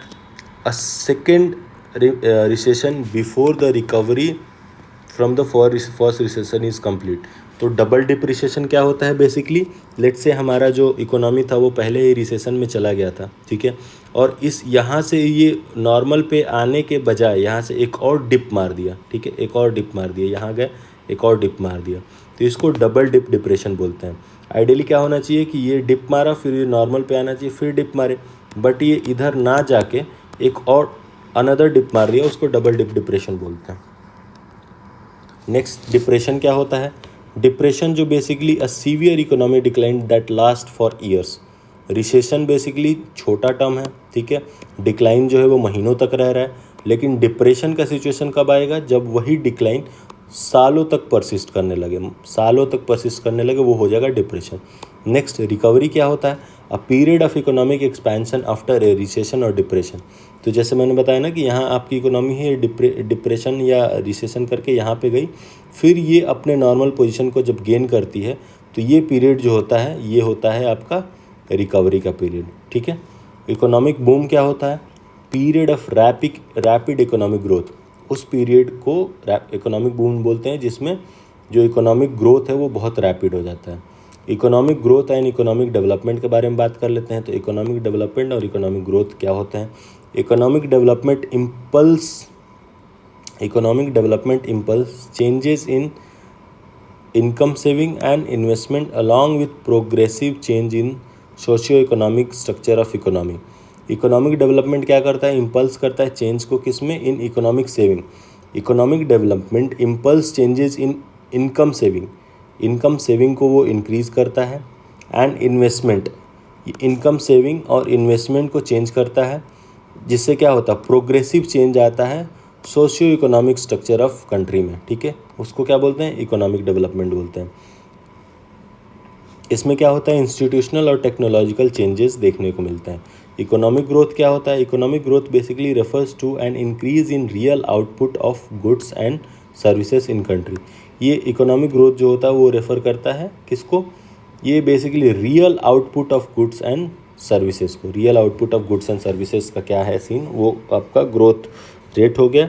और इकोनॉमिक डेवलपमेंट जो है वो बहुत ब्रॉडर टर्म है। फैक्टर ऑफ इकोनॉमिक डेवलपमेंट क्या होते हैं? फैक्टर क्या होता है इकोनॉमिक डेवलपमेंट का? इसमें basically development related to growth of human capital index. अगर हमारे ह्यूमन कैपिटल इंडेक्स में डेवलपमेंट हो रहा है तो वो एक फैक्टर बनेगा किसके लिए? इकोनॉमिक डेवलपमेंट के लिए, ठीक है। डिक्रीज इन क्वालिटी फिगर, इसमें क्या है? A decrease in quality figures and structural changes that improve the general population's quality of life। basically ये decrease in quality figures and structure changes, quality figures और structural changes में वो decrease जो कि improve करेगा क्या? General population quality of life को, ठीक है। फैक्टर जो है इकोनॉमिक ग्रोथ का क्या है? Growth related to a gradual increase in one of the component of GDP, ठीक है। कंजम्पशन, गवर्नमेंट स्पेंडिंग, इन्वेस्टमेंट, ये सारी चीज़ें अगर इंक्रीज़ कर रही हैं तो क्या होगा? इकोनॉमी का ग्रोथ होगा। नेक्स्ट देखते हैं important fact sustainable development goals के बारे में। तो SDGs बहुत इंपॉर्टेंट है, बहुत बार पूछता है कि SDG 1 क्या है, 2 क्या है, 3 क्या है, 7 क्या है, तो इसको समहाउ याद कर लो। तो इसके बारे में देखते हैं। The nodal agency for coordination and implementation of SDG in India is NITI Aayog, ठीक है। अगर पूछे कि SDG के जो है इम्प्लीमेंटेशन और कोऑर्डिनेशन के लिए नोडल एजेंसी कौन है हमारे यहाँ, तो वो है नीति आयोग। हमारे पास टोटल 17 SDGs गोल हैं, ठीक है, जो कि टारगेट किया गया है कि 2030 तक इनको अचीव किया जाए। इनके अंदर टोटल कितने हैं? 169 टारगेट्स हैं, ठीक है। अंडर 17 सस्टेनेबल डेवलपमेंट गोल्स कितने टारगेट है? 169 टारगेट्स है। कब स्टार्ट किया गया था इसको? 2015 में। SDG 1 क्या है? Zero poverty. SDG 2 क्या है? ज़ीरो हंगर, ठीक है। SDG 3 क्या है? Good health and wellbeing, welfare. SDG 4 क्या है? Quality education. SDG 5 क्या है? Gender equality. SDG 6 क्या है? Clean water and sanitation. SDG 7 क्या है? Affordable and pollution free energy. SDG 8 क्या है? Decent work and economic growth. SDG 9 क्या है? Industry innovation and infrastructure facility. SDG 10 क्या है? Reduction of inequality. SDG 11 sustainable cities and community. SDG 12 क्या है? Sustainable consumption and production. फिर SDG 13 क्या है? Climate action. 14 क्या है? Life below water. 15 क्या है? Life on land. 16 क्या है? Peace, justice and strong institution. 17 क्या है? पार्टनर्स फॉर गोल, ठीक है। इसको कैसे याद रखोगे? तो एक कहानी के थ्रू याद रखो, ठीक है। सबसे पहले हम क्या करेंगे? अपनी पॉवर्टी दूर करेंगे। जब हमारी पॉवर्टी दूर होगी, सबसे पहले सब सारे दुखों का जड़ क्या है? पॉवर्टी है। तो अगर हमारी पॉवर्टी दूर हुई, SDG 1 हमारा अचीव हो गया, पॉवर्टी दूर हो गई, तो क्या होगा? हमारी भूख मिट जाएगी, ठीक है। अब हमारे पास गरीबी नहीं है, भूख भी मिट गया, तो हम क्या करेंगे, अब हम अपने हेल्थ और वेलबींग पे ध्यान देने लगेंगे, ठीक है। पहले तो भोजन ही नहीं था हमारे पास, पहले पैसे ही नहीं थे, पैसे आए फिर हमने भोजन करा, जब भोजन करा पेट भरा, तो फिर क्या करेंगे, हम अपने वेलबींग के बारे में, हेल्थ एंड वेलबींग के बारे में सोचेंगे, ठीक है। जब हमारा हेल्थ भी सही हो गया फिर हम क्या करेंगे, पढ़ाई लिखाई पे ध्यान देंगे, क्वालिटी एजुकेशन पे फोकस करने लगेंगे। अब जब हमारा क्वालिटी एजुकेशन ठीक हो जाएगा तो हम पढ़ लिख जाएंगे, तो फिर क्या करेंगे, हम जेंडर इक्वालिटी के बारे में सोचने लगेंगे कि भाई बेटे बेटियों में कोई फ़र्क नहीं है, दोनों को सेम सेम लेवल से ट्रीट करना है। फिर हम जेंडर इक्वालिटी के बारे में सोचने लगेंगे। जब जेंडर इक्वालिटी सोचने लगे तो पढ़ने गए, ठीक है, जेंडर इक्वालिटी होने लगा, तो जब स्कूल जाएंगे तो अच्छे स्कूल में जाने लगेंगे जहाँ पे हमारा क्लीन वाटर और सैनिटेशन मिले, ठीक है। ऐसे स्कूल में नहीं जाएंगे जहाँ पे क्लीन वाटर और सैनिटेशन का जो अवेलेबिलिटी है वो नहीं है, ठीक है। नेक्स्ट उसके बाद जब हमको क्लीन वाटर सैनिटेशन भी मिल गया, सब कुछ मिल गया, तो हम क्या करेंगे, एक एक affordable and pollution free energy का के लिए काम करेंगे, ठीक है। पॉल्यूशन फ्री एनर्जी होगा, हमारा अफोर्डेबल और पॉल्यूशन फ्री एनर्जी मिले। जब ये सब हो जाएगा, पॉल्यूशन फ्री एनर्जी, अफोर्डेबल वो हो गया, फिर उसके बाद क्या करेंगे, हम डिसेंट वर्क करेंगे। पढ़ाई लिखाई कर लिया हमने, पॉल्यूशन फ्री एनवायरनमेंट देख लिया, फिर क्या करेंगे, डिसेंट वर्क करेंगे, जिससे इकोनॉमी का ग्रोथ होगा। अब जब इकोनॉमी का ग्रोथ होगा तो कैसे होगा, इंडस्ट्रीज़ लगेंगी, इनोवेशन होगा, इंफ्रास्ट्रक्चर डेवलपमेंट होगा, ठीक है। अब जब ये इंडस्ट्री लग गई, इनोवेशन लगा, इंफ्रास्ट्रक्चर डेवलपमेंट हो गया, तो क्या होगा, इससे इनइक्वालिटी रिड्यूस होगा। जब इनइक्वालिटी रिड्यूस होगा तो किसका निर्माण होगा, सस्टेनेबल सिटीज़ और कम्युनिटीज़ का निर्माण होगा, ठीक है। उसके बाद जब सस्टेनेबल सिटीज़ और कम्युनिटीज़ हो जाएंगे तो सस्टेनेबल कंजम्पशन एंड प्रोडक्शन भी होने लगेगा, ठीक है। जब सस्टेनेबल कंजम्पशन और प्रोडक्शन होगा तो हमारा क्लाइमेट एक्शन सही होने लगेगा, ठीक है, क्लाइमेट सही हो जाएगा। 14-15 को अलग से याद रख लो कि 14 जो है वो लाइफ बिलो वाटर है, 15 जो है लैंड पे, सबसे पहले पानी की चीज़ें ठीक करेंगे 14 में, फिर 15 में आएंगे तो लैंड की चीज़ें ठीक करेंगे, ठीक है। उसके बाद जब ये ठीक हो जाएगा, लैंड वाटर सब ठीक हो गया, फिर हम पीस जस्टिस और स्ट्रॉन्ग इंस्टीट्यूशन की बात करेंगे। और फिर जब पीस जस्टिस स्ट्रॉन्ग इंस्टीट्यूशन आ गया, फिर हम पार्टनरशिप करेंगे, किसके लिए, गोल्स के लिए, ठीक है। तो ऐसे 17 SDGs हैं, जिनके 169 टारगेट्स हैं टोटल, ये याद रखना कि कैसे भी करके, ठीक है। SDG इंडेक्सेस के बारे में देखते हैं। India SDG index and dashboard, India का SDG इंडेक्स एंड डैशबोर्ड देखते हैं क्या करता है। Measures progress on 17 SDGs using 100+ national indicator. ये 70 SDG के प्रोग्रेस को मेज़र करता है, जिसमें 100+ नेशनल इंडिकेटर को कंसिडर करता है। कैटेगरी क्या क्या है इसका, इसमें कैटेगरी होता है बेसिकली इन SDGs में एस्पिरेंट कैटेगरी होता है, परफॉर्मर कैटेगरी होता है, फ्रंट रनर कैटेगरी होता है, अचीवर कैटेगरी होता है। एस्पिरेंट कैटेगरी जो है वो सबसे लो है, जिसका लेस देन 50 स्कोर है। परफॉर्मर कैटेगरी है आपका 50 से 64 तक है। फ्रंट रनर क्या है, 65 से 99 तक आया आपका, जिसका वो फ्रंट रनर की कैटेगरी में आएगा। अचीवर कौन है, जिसका 100 स्कोर आ जाए। इंडिया का रैंक जो है वो 99 है आउट ऑफ 167, जिसका स्कोर है 67। अब बताओ 67 स्कोर है तो वो किस में आएगा, फ्रंट रनर की कैटेगरी में आएगा, ठीक है। तो याद रखना कि इंडिया का जो रैंक है वो SDG इंडेक्स में कितना रैंक है, 99 है आउट ऑफ 167 कंट्रीज़, और उसका स्कोर जो है वो 67 है। उत्तर प्रदेश का रैंक 18th है with the score of 67 in SDG index 2023-2024। Uttar Pradesh का रैंक कितना है, अगर हम बात करें SDG में, तो इसका भी रैंक 18th है और इसका स्कोर भी 67 है। SDG index SDG India index for 2023-2024। अगर इंडिया के SDG इंडेक्स की बात करें तो यूपी का 18th रैंक है, 67 इसका स्कोर है। टॉप 5 स्टेट कौन कौन से हैं SDG इंडिया इंडेक्स 2023-2024 में, तो सबसे पहले आता है हमारा केरला, ठीक है। उसके बाद आता है उत्तराखंड। ये दोनों फर्स्ट पोजीशन पे ज्वाइन करते हैं, केरला उत्तराखंड, क्यों, क्योंकि दोनों का जो है ये स्कोर सेम है, 79-79। फिर आता है आपका तमिलनाडु सेकंड प्लेस पे, जिसका स्कोर है 78, बस एक स्कोर से रह गया। गोवा फिर आता है आपका 77, और हिमाचल प्रदेश भी 77। तो याद रखना कि फर्स्ट पोजीशन पे दो स्टेट से कौन कौन से, केरला और उत्तराखंड, दोनों का स्कोर 79-79 है। सेकंड पे आता है तमिलनाडु, जिसका स्कोर 78 है, और थर्ड पे भी दो हैं, कौन, गोवा और हिमाचल प्रदेश, दोनों का स्कोर जो है 77 है, ठीक है। यहाँ पे कुछ वो दिया हुआ है कि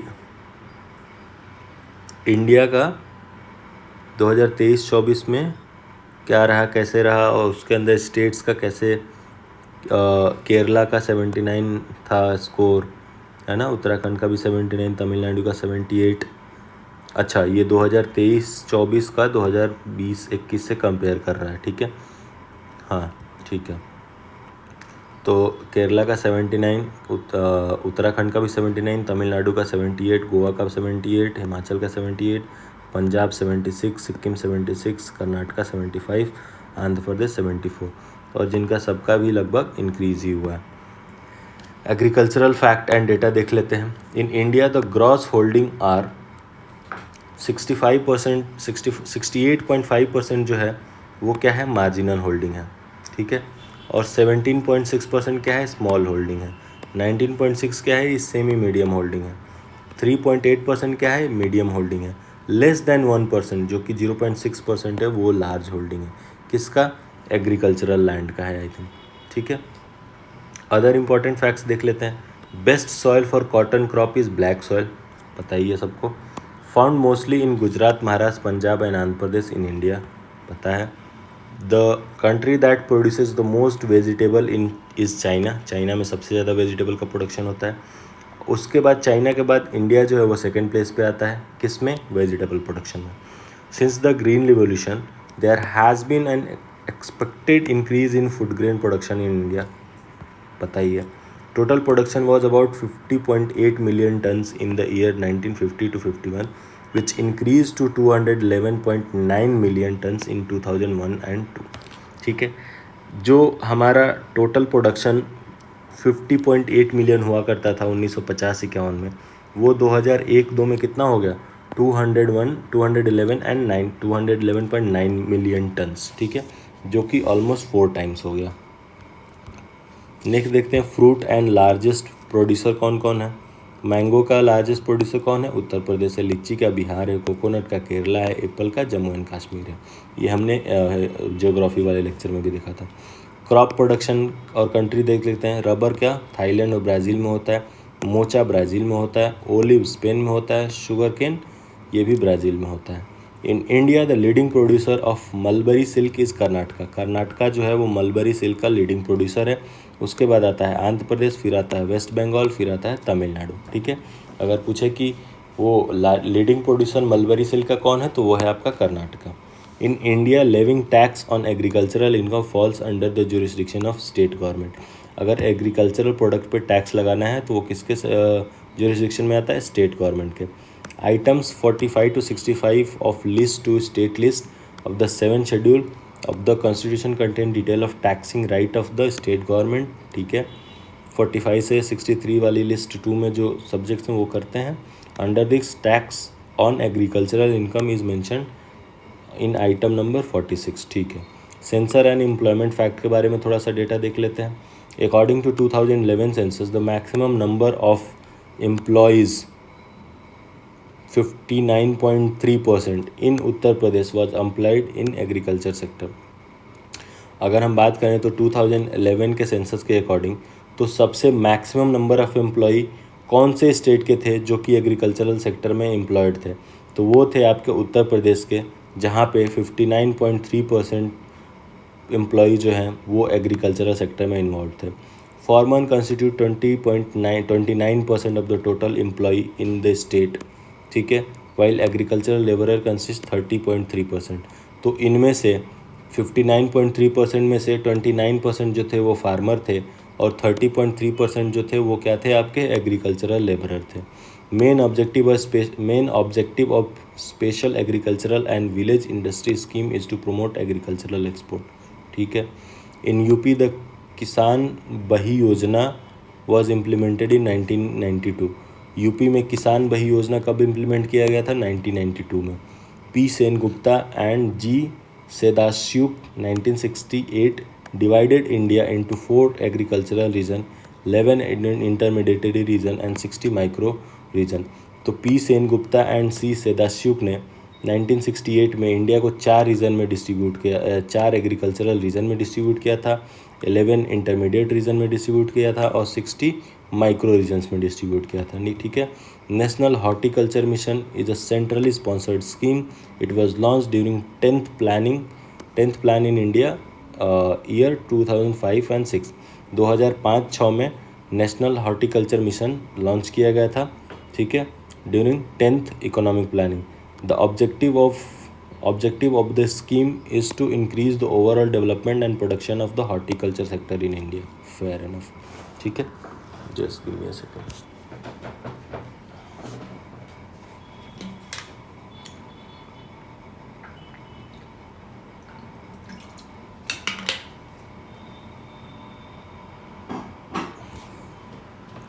अभी हम कुछ हेल्थ एंड डेमोग्राफी टर्मिनोलॉजी के बारे में बात कर लेते हैं. चाइल्ड माल न्यूट्रिशन क्या होता है? Child mall nutrition is basically deficiency या एक्सेस या imbalance in child intake of nutrition. अगर डेफिशिएंसी है या एक्सेसेस है, डेफिशिएंसी और एक्सेसेस दोनों, या इम्बैलेंस है चाइल्ड के इनटेक ऑफ न्यूट्रिशन में, तो वो हो जाता है चाइल्ड का माल न्यूट्रिशन. स्टंटिंग क्या होता है? Stunting is basically height that is significantly below the norm for the age due to insufficient nutrition deficiency. तो बेसिकली न्यूट्रिशन के डेफिशिएंसी की वजह से एक स्पेसिफिक एज में जो चाइल्ड की हाइट होनी चाहिए उससे कम है, तो वो सिचुएशन क्या बोली जाती है? स्टंटिंग बोली जाती है. ठीक है. वेस्टिंग क्या है? Wasting is basically weight that is significantly below the norm for the height due to nutrients deficiency. एक specific height of the person के लिए जो उसका वेट होना चाहिए, अगर वो अचीव नहीं हुआ है, ठीक है, न्यूट्रिशन डेफिशिएंसी की वजह से, तो वो बोला जाएगा वेस्टिंग. तो याद रखना, स्टंटिंग हाइट से रिलेटेड है, वेस्टिंग जो है वेट से रिलेटेड है. अंडर वेट क्या होता है? Weight that is significantly below the norm for the age due to nutrition deficient. एक specific age of the age में जो वेट होना चाहिए, अगर उतना नहीं है तो वो हो जाएगा आपका under weight.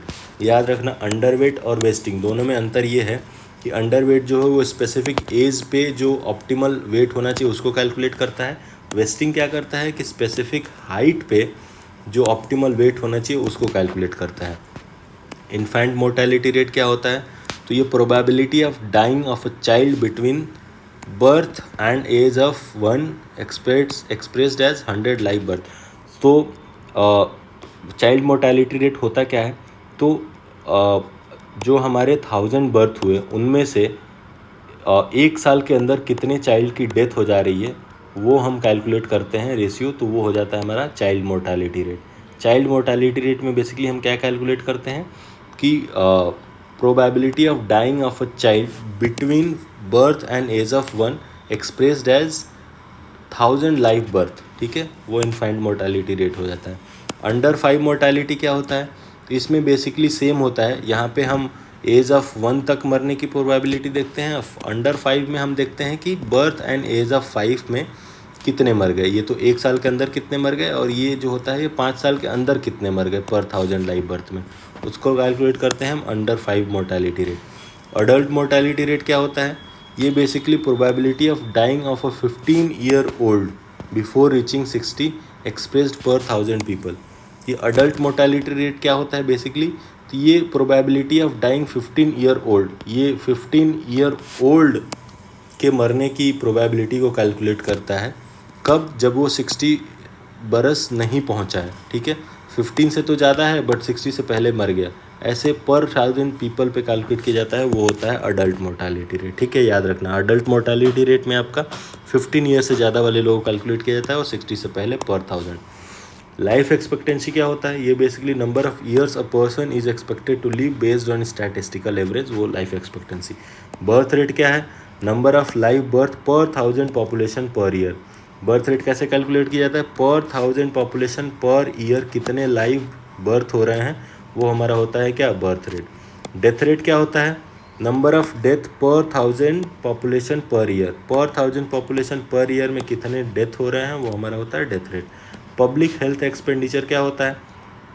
The current and capital spending on health care system by government expressed as percentage of GDP. ठीक है, जीडीपी का कितना परसेंट जो है वो इसमें आपके हेल्थ केयर सिस्टम में गवर्नमेंट स्पेंड करी है, वो आपका पब्लिक हेल्थ एक्सपेंडिचर होता है. नेक्स्ट देखते हैं ह्यूमन डेवलपमेंट इंडेक्स के बारे में, HDI के बारे में, बहुत इंपॉर्टेंट है. HDI is a measure of achievement in की dimensions of human development which include a long and healthy life, accessing to knowledge and decent standard of living. ठीक है, ये बेसिकली HDI जो होता है मेज़र करता है अचीवमेंट को, किस में? की डायमेंशन ऑफ ह्यूमन डेवलपमेंट. क्या इंक्लूड करता है? लॉन्ग एंड हेल्दी लाइफ कैसी है, एक्सेस ऑफ नॉलेज कैसा है, डिसेंट स्टैंडर्ड ऑफ लिविंग कैसा है, ठीक है। August Comte originally propounded the theory of 3 stage of social development in his work the course in positive philosophy, ठीक है। ऑगस्ट कॉम्टे ने थियरी प्रपोज करी, theory of 3 stage social development की theory propose करी, जिसमें उनके उस वर्क में जो क्या नाम था वर्क का, the course in positive philosophy, ठीक है। According to Comte, society and each science develops through 3 stages. Society और जो आपका साइंस है वो 3 स्टेज में डेवलप होता है। पहला तो थियोलॉजिकल स्टेज, दूसरा है मेटाफिजिकल स्टेज, तीसरा है पॉजिटिव और साइंटिफिक स्टेज, ठीक है। He asserted that every society passes through this 3 basic stages in their development. कौन से 3 स्टेज से पास करता है? थियोलॉजिकल स्टेज से, मेटाफिजिकल से और पॉजिटिव और साइंटिफिक स्टेज से। The human development report is published by UNDP. याद रखना कि ह्यूमन डेवलपमेंट रिपोर्ट कौन पब्लिश करता है? यूएनडीपी पब्लिश करता है, यूनाइटेड नेशन डेवलपमेंट प्रोग्राम, ठीक है। HDI जो होता है, human development index, was develop by Mehboob ul Haq and it is associated with national United nation. तो HDI का कॉन्सेप्ट किसने दिया था? महबूब उल हक ने। महबूब उल हक, याद रखना। HDI का जो HDI जो है वो किसके द्वारा डेवलप किया गया था? महबूब उल हक के द्वारा, ठीक है। ये यूनाइटेड नेशन से एसोसिएटेड है। नेक्स्ट देखते हैं, HDI में जो मेन 3 पैरामीटर होते हैं वो क्या होते हैं डायमेंशंस उसके? Long and healthy life, knowledge, decent standard of living. इन 3 फैक्टर को कंसिडर करता है, ठीक है, और ये HDI निकालता है, ठीक है। अब एक चीज़ ये याद रखना कि लॉन्ग एंड हेल्दी लाइफ के अंडर ये क्या कैलकुलेट करता है? Life expectancy at birth calculate करता है, लाइफ एक्सपेक्टेंसी इंडेक्स कैलकुलेट करता है, ये इंडिकेटर है, और ये डायमेंशन का इंडेक्स है। ये इंडिकेटर आपका नॉलेज में क्या होगा? एक्सपेक्टेड ईयर ऑफ स्कूलिंग को कैलकुलेट करता है, मीन ईयर ऑफ स्कूलिंग को कैलकुलेट करता है। डिसेंट स्टैंडर्ड ऑफ लिविंग में क्या कैलकुलेट करता है? GNI कैलकुलेट करता है, gross national income per capita. PPP calculate करता है, GNI इंडिकेटर। उसके बाद क्या देता है? HDI देता है, ह्यूमन डेवलपमेंट इंडेक्स देता है, ठीक है। नेक्स्ट, यहाँ पे डायमेंशंस क्या क्या हैं? लॉन्ग एंड हेल्दी लाइफ के डायमेंशन क्या है? नॉलेज के डायमेंशन क्या है? HDI के डायमेंशन क्या है? Long and healthy life, knowledge और डिसेंट स्टैंडर्ड ऑफ लिविंग। अब इसके indicator life expectancy at birth, life expectancy, inequality adjusted life expectancy, ठीक है। Expected year of schooling, mean year of schooling, year of schooling, inequality adjusted education index, GNP per capita, income consumption, inequality adjusted income. इन तीनों को मिला के क्या बनाता है? ये HDI बनाता है, inequality adjusted human development index, ठीक है। अब देखते हैं पॉवर्टी एंड अनएम्प्लॉयमेंट। पॉवर्टी क्या है? Basically in 1995 United UNO adopted a definition of absolute poverty. As per the definition, UNO ने एक डेफिनेशन अडॉप्ट करा। उस डेफिनेशन के according absolute poverty is a condition categorized by several deprivation of basic human needs, ठीक है। Categorised, basically absolute poverty जो है वो एक कंडीशन है जिसको कैटेगराइज किया जाता है। कैसे? सेवरल डेप्रीवेशन से कैटेगराइज किया जाता है। बाई किससे कैटेगराइज किया जाता है? By severe deprivation of basic human need, जिसमें बेसिक ह्यूमन नीड से वो बंदे को डिप्राइव कर दिया गया है, जैसे food, safe drinking water, sanitation facility, health, shelter, education and information. इन सारी चीज़ों से ये बेसिक जो है आपकी नीड्स हैं, इससे अगर डिप्राइव कर दिया जाए तो ये एब्सोल्यूट पॉवर्टी का सिंबल होता है, ठीक है, as per UNO definition. It depends not only on income but also on access to services. Absolute poverty जो है, जो UNO का डेफिनेशन है, ये बस आपके इनकम पे डिपेंड नहीं करता है, ठीक है। किस पे डिपेंड करता है? एक्सेस टू सर्विसेज पे भी डिपेंड करता है, ठीक है। नेक्स्ट कुछ देख लेते हैं 5 year plan, important 5 year plan और उनमें क्या क्या पॉइंटर्स अडॉप्ट किए गए थे। 12th 5 ईयर प्लान, 12वां जो 5 ईयर प्लान था, head count ratio of consumption poverty to be reduce by 10% point. जो हेड काउंट रेशियो है ऑफ कंजम्पशन पॉवर्टी, उसको 10% पॉइंट से रिड्यूस करना। किसका गोल था? 12th 5 ईयर प्लान का। 10th 5 ईयर प्लान में क्या बात हुई थी? Poverty ratio to be reduced and brought to 20% by 2007। Poverty का जो रेशियो उसको रिड्यूस किया जाएगा और उसको 20% तक लेके आया जाएगा। कब तक? 2007 तक। ये 10th 5 ईयर प्लान का गोल था। 11th 5 ईयर प्लान क्या बोला था कि reduction in head count ratio of consumption poverty by 10% point till 2017। 11th वाला बोला था कि जो हमारा हेड काउंट रेशियो है, ठीक है, ऑफ कंजम्पशन पॉवर्टी, उसको रिड्यूस करना है बाई 10% पॉइंट। कब तक? 2017 तक। 5 ईयर प्लान में क्या बोला गया था कि sought to achieve 2 main objective. एक तो रिमूवल ऑफ पॉवर्टी, गरीबी हटाओ, अटेंशन टू सेल्फ रिलायंस, ठीक है। 5 ईयर प्लान में 2 मेन ऑब्जेक्टिव थे। पहला था गरीबी हटाओ, दूसरा था attainment of self reliance, self reliance का अटेनमेंट हो जाए। 4th 5 ईयर प्लान जो था उसका क्या था हमारा गोल? इसमें स्लोगन था गरीबी हटाओ, ठीक है, पॉवर्टी एबोलिशन, ठीक है। 4th 5 ईयर प्लान में एक स्लोगन था गरीबी हटाओ poverty abolition, was given by prime minister Indira Gandhi during the election 1971। तो याद रखना कि पॉवर्टी गरीबी हटाओ पॉवर्टी एबोलिशन जो स्लोगन है वो कौन से 5 ईयर प्लान में दिया गया था? वो 4th 5 ईयर प्लान में दिया गया था, ठीक है। Next, slow agricultural development in India led to persistent rural poverty. जब हमारा स्लो एग्रीकल्चरल डेवलपमेंट होगा तो क्या लीड करेगा? परसिस्टेंट रूरल पॉवर्टी को लीड करेगा। 20 पॉइंट प्रोग्राम। 20 पॉइंट प्रोग्राम क्या है? ये लॉन्च किया गया था 1975 में गवर्नमेंट ऑफ इंडिया के द्वारा। इसका मेन ऑब्जेक्टिव क्या था? प्रमोट करना एग्रीकल्चरल एंड इंडस्ट्रियल प्रोडक्शन को with eradication of poverty and improvement in quality of life, ठीक है। बेसिकली टीपीपी जो है 20 पॉइंट प्रोग्राम जो 1975 में गवर्नमेंट ऑफ इंडिया के द्वारा लॉन्च किया गया था, उसका मेन ऑब्जेक्टिव था कि एग्रीकल्चरल एंड इंडस्ट्री प्रोडक्शन को प्रमोट करो, साथ ही साथ पॉवर्टी को इरेडिकेट करो और क्वालिटी ऑफ लाइफ को इम्प्रूव करो। ये किसका था? ये टीपीपी 20 पॉइंट प्रोग्राम का एम था, ठीक है। Measurement of poverty in India के बारे में बात करते हैं कि इंडिया में पॉवर्टी कैसे मेजर की जाती है। तो house hold consumption expenditure method using head count ratio. तो पॉवर्टी कैसे कैलकुलेट की जाती है? House hold consumption expenditure method के द्वारा, जिसमें हेड काउंट रेशियो कैलकुलेट करते हैं, कैलोरी इनटेक कैलकुलेट करते हैं, house hold consumption and expenditure calculate करते हैं।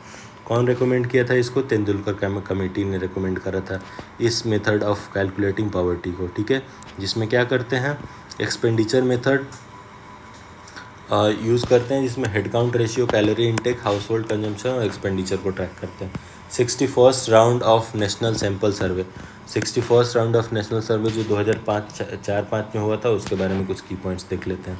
Use 2 method to measure household consumption. इसमें क्या हुआ था 64th round of national survey sample survey में?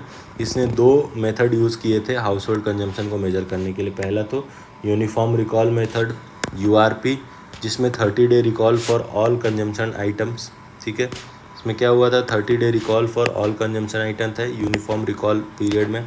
मिक्स्ड रिकॉल पीरियड क्या था? 365 day recall for infrequent non food item, ठीक है। इसमें 365 recall for infrequent non food item, जिसमें clothing, footwear, durable, education, medicine, institution expense and 30 day recall for other item, ठीक है। इसमें यूनिफॉर्म रिकॉल पीरियड था, मिक्स रिकॉल पीरियड था। Uniform recall period में 30 डे रिकॉल था, मिक्स्ड रिकॉल पीरियड में 365 day recall था। किसमें? 61st round of national sample survey में। कल्चरल पॉवर्टी क्या है? कल्चरल पॉवर्टी और culture of poverty was given by Oscar Levi's, American anthropologist. Cultural poverty का कॉन्सेप्ट कौन दिया था? ऑस्कर लेविस ने दिया था, जो कि अमेरिका के एंथ्रोपोलॉजिस्ट हैं। VCS कल्चर ऑफ पॉवर्टी क्या होता है? Ragnar Nurkse. VCS circle of poverty किसने दिया था? रंगनार नुर्कसे ने। Self help group as a tool for poverty alleviation किसने दिया था? मोहम्मद यूनिस ने, जो अभी बांग्लादेश के वो बने हैं। तो self help group as a tool for poverty alleviation कौन बोला? Muhammad Yunus. VCS circle of poverty किसने दिया था? Ragnar Nurkse. कल्चरल पॉवर्टी का कॉन्सेप्ट ऑस्कर लेविस, ठीक है। Type of poverty according to UNDP कौन कौन सा है? एक तो इनकम पॉवर्टी है, जिसमें lacking sufficient income for basic needs हो गया, ठीक है। नेक्स्ट हो गया एब्सोल्यूट पॉवर्टी। उसमें क्या होता है? Falling below a fixed fix standard of essentials like food and shelter, एक फूड एंड शेल्टर का जो एक फिक्स स्टैंडर्ड है उससे भी नीचे आ जाए तो वो होता है हमारा एब्सोल्यूट पॉवर्टी। ठीक है, रिलेटिव पॉवर्टी क्या होता है, having less than others in society, अगर हम सोसाइटी में कंपेयर करें तो उनसे कम है हमारे पास, तो वो होता है रिलेटिव पॉवर्टी, जिसमें लिमिटेड सोशल पार्टिसिपेशन हो जाता है। मल्टी डायमेंशन पॉवर्टी क्या होता है, एक्सपीरियंसिंग मल्टीपल डिप्रीवेशन। ठीक है, हेल्थ, एजुकेशन, लिविंग स्टैंडर्ड सब में अगर हमको डिप्राइव मिल रहा है तो वो हो गया multi dimensional poverty. Chronic poverty क्या होता है, ये बेसिकली लॉन्ग टर्म और inter generational poverty due to systematic barrier. Chronic मतलब जो सदियों से हमारे दादाजी भी गरीब, पापा भी गरीब, हम भी गरीब, ऐसे वाला जो चलते आ रहा है वो क्रोनिक पॉवर्टी के कंडीशन में आता है। सिचुएशनल पॉवर्टी क्या होता है, ये बेसिकली टेम्पररी पॉवर्टी है due to sudden event. Situational poverty जो है वो बेसिकली किसी सडन इवेंट के वजह से अगर पॉवर्टी आ गई तो वो सिचुएशनल पॉवर्टी होती है, जो कि डिज़ास्टर, इकोनॉमिक क्राइसिस, इन सब की वजह से आती है। तो total type of poverty UNDP के अकॉर्डिंग कितनी है, 3 और 3 6, there are 6 different type of poverty as per UNDP. ठीक है, इसके आगे हमारी कुछ मेजर कमिटीज़ हैं, उन्होंने क्या क्या की रिकमेंडेशंस दिए। ठीक है, ये सारी चीज़ें हम नेक्स्ट वीडियो में देखेंगे। ठीक है, फॉर नाउ